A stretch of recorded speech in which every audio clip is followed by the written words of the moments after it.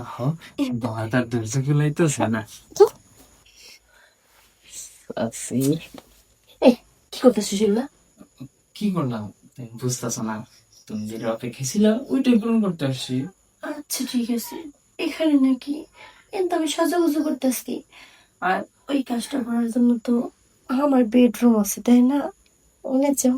ও, চল বেডরুমে? তো।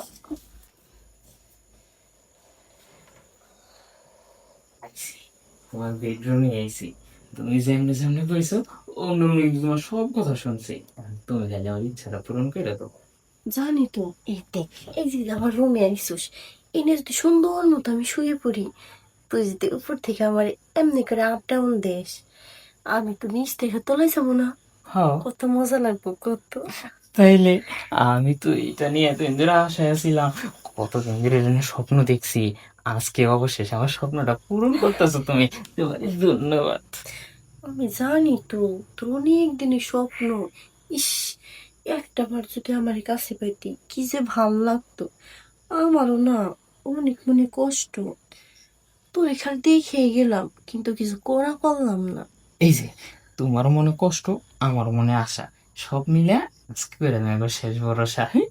হ্যাঁ, দেখে তো মনে হইতেছে পুরাই ছক্কা। হ, সকা মানে এতদিন ধরে দুইজনে একটা আশা নিয়ে আসছিলাম না।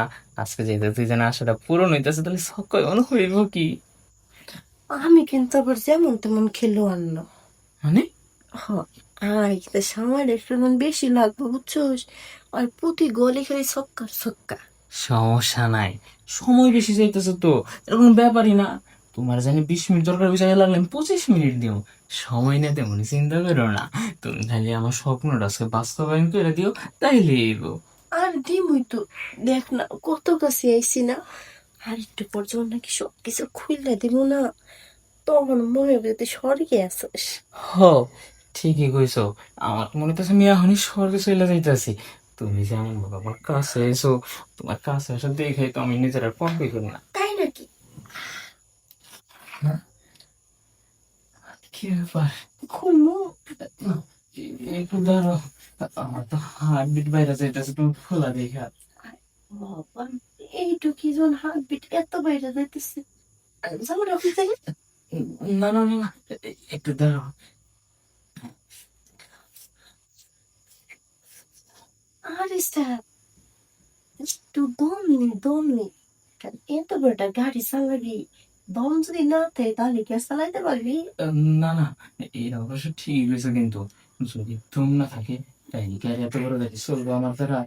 হ, আমার তো মনে হচ্ছে কি জানিস, ইস, দেরি করে লাভ কি, চালকে সবকিছু খুইলেই দেই। খুলনা কি? আমার তো মনে হচ্ছে তোমার উত্তর থেকে জড়ায় ধরি। না, এই সময় মনে ধরেন আমার ফিল জাগে না।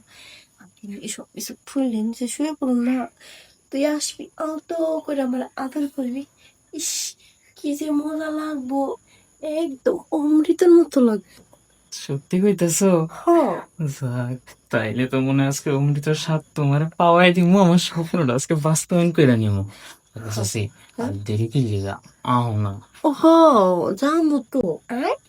আহো, বাধার ধৈর্য কুলাইতেছে না। তো, শয়তান, লজ্জা লাগে না? হ্যাঁ, সম্পর্কে আমি তোর কি লাগে রে? চাচি, কোন হিসেবে কষ্ট ফিরে এইসব ধরনের প্রশ্ন? এই, আমি তো দেখতেছি যে আমি যখনই ওয়াশরুম যাই তখন তুই ওয়াশরুমে যাস, আমি রুমে তখন রুমে আসিস। কিসের লেগে আসিস?